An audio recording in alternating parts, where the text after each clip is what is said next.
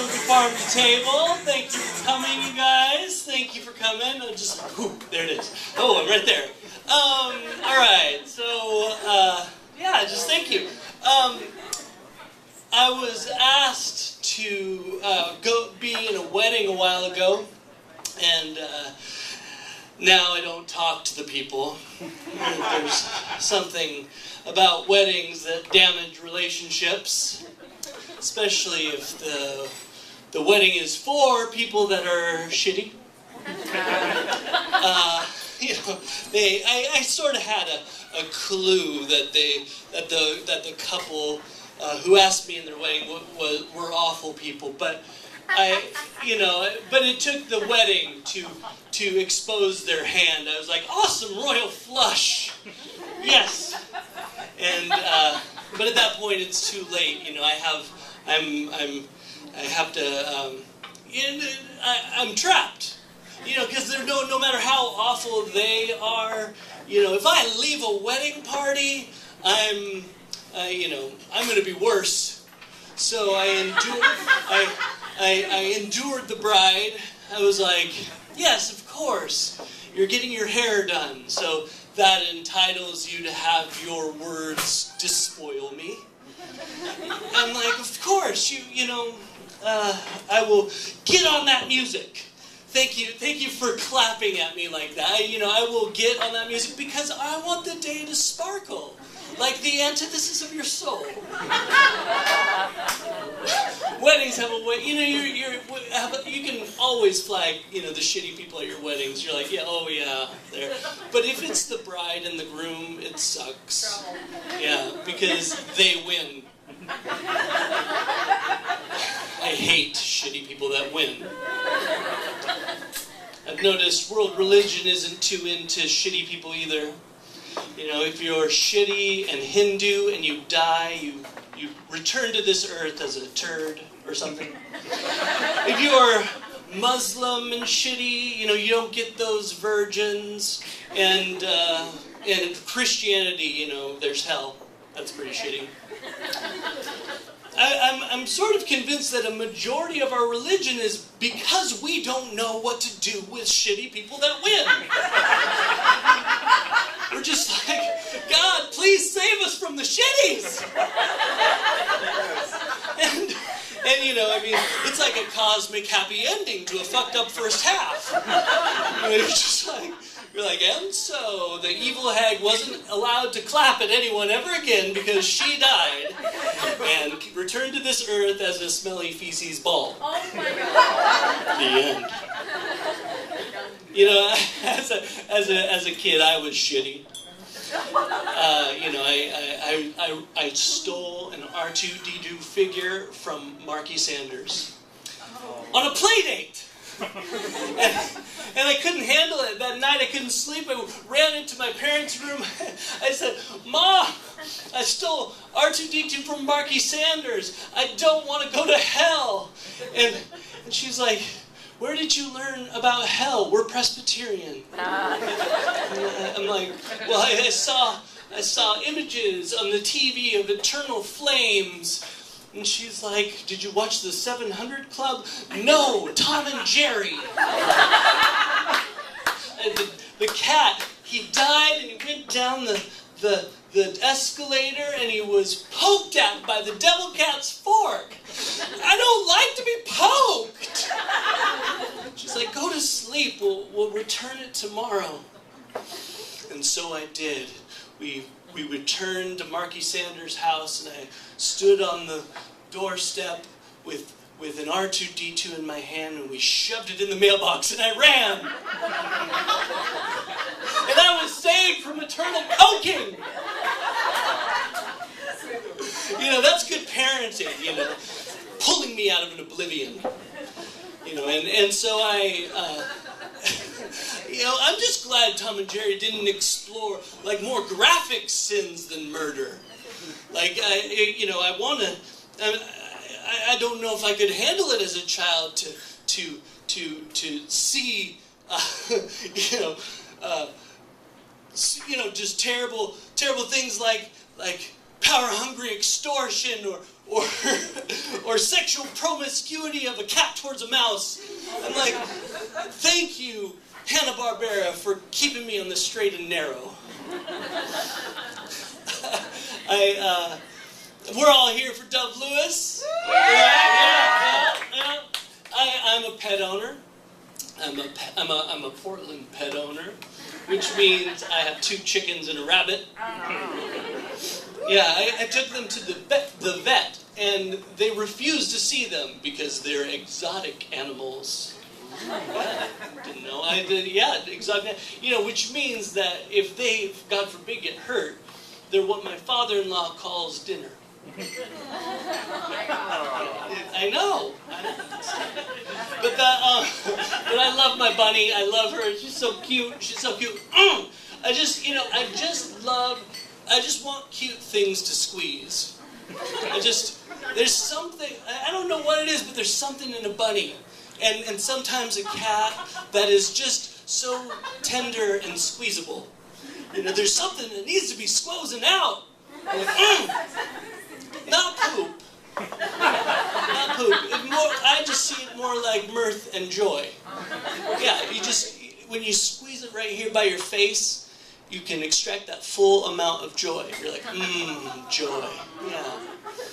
But, like, everybody thinks my bunny is cute. And they're right. But that's before they look into her eyes. Her eyes hold something far more deep. A lot deeper than just the desire not to be squozen. She's like, when you look into my bunny's eyes, you can witness full-fledged judgment. She just looks at you and judges you. I'm like, it's hard to be the caretaker because I'm like, here, she's like, you're giving me just water to drink? Pathetic. Like, here, grass for food, really? Try not to splurge, Daddy Warbucks. She just looks at me from her cage, judging me. Sometimes I snap and I raise my voice. I'm like, I can't live up to your expectations. She's just, I know what her bunny eyes are saying. I'm like, yeah, I never will be as good as my dad. Now, let me just squeeze you. Joy. I just love kissing and squeezing my animals. I wonder though, do dogs have a clear, a clear space between them when they see each other? Or does the nose actually make contact with the butthole? It's just like, yeah, because I want to know what the timeline is to be able to be safe in kissing a dog, after they have sniffed another dog's behind. Yeah, I think it's about 10 minutes. Over the course, 10 minutes, poop on the nose becomes soil. It's like a radioactive half-life. Over the course of 10 minutes, poop on the nose erodes away to warrant no fear of poop on the lips. It's just, or do we just forget where their nose has been? Who has a dirty nose? Who has a dirty nose? Speaking of poop on the lips, I have a friend who has terrible breath. It's true. I get some bad breath sometimes. I do. But Joel has epic bad breath. He's known for his breath. He has 3 feet away breath. It was morning, and I was getting my daughter ready for school, and she shuddered. I was like, what? She's like, Daddy, did you brush your teeth with Joel's teeth?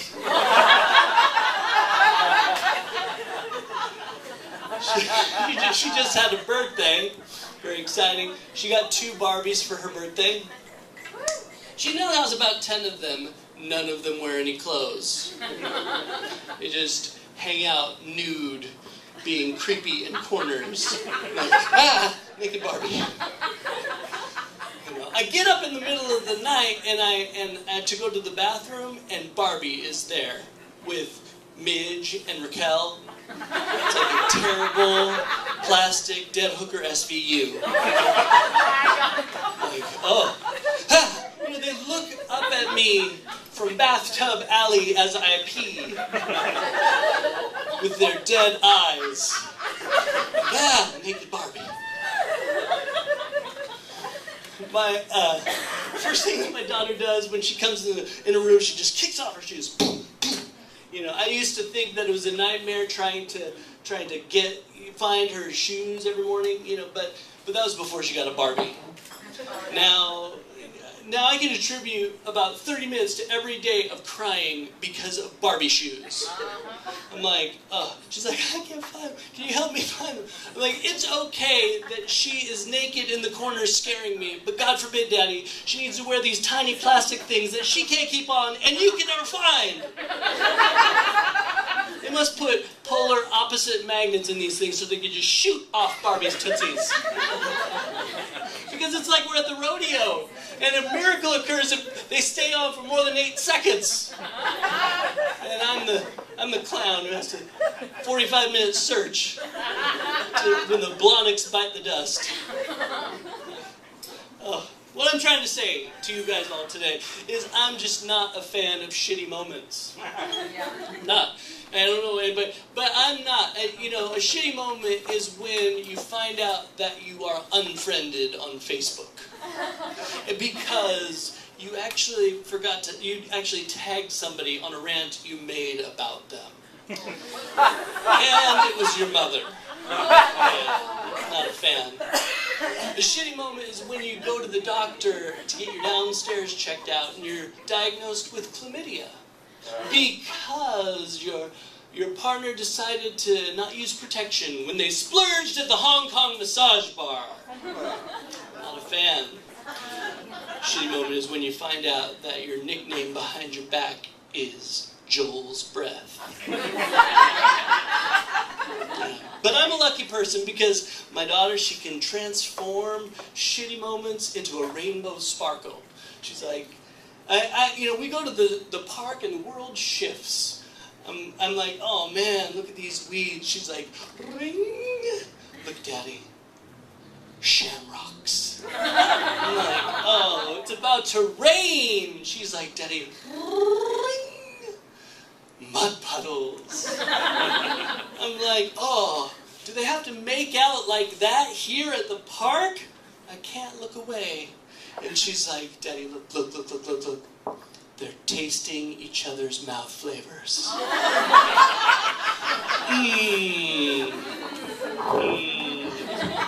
Joy. All right, thank you, everybody.